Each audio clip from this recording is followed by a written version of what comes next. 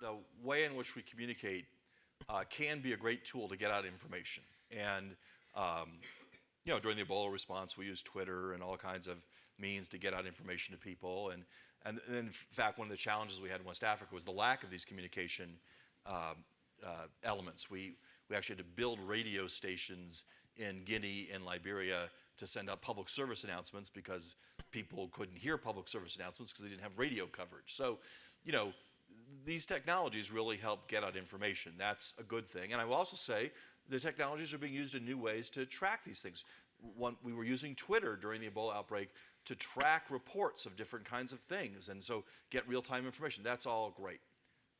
On the other hand, there's no question that our cable news culture, where everything has to be a debate, makes it more complicated for public health professionals to communicate reliable scientific information to people and not that turn into some debate. We saw this during the Ebola epidemic where people would go on to, you'd have the leading experts say, by the way, after 21 days, there's very little risk of transmission, and they'd find some person to go on and say, well, I disagree with that, and then you had some debate about that, and then, and so a lot of misinformation comes out through the media. So we have to do that.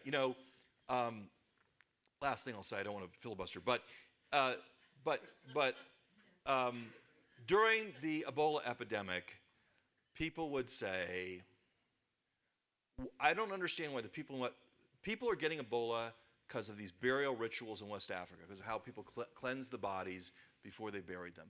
And people would say all the time, I don't understand why you don't just explain the science to these people over there, and why don't they just stop doing that? And literally in the middle of this, December, we had a measles outbreak in California because people in our country don't vaccinate their children because they don't believe the science around that, okay? So I go back to what Nancy said. We need science education. We need people to believe honest scientific information because we can't go around and tell the rest of the world they need to believe in science if our own people don't believe in science. And we need to do a better job of educating our people to believe in science because that's another critical element to keeping us all safe.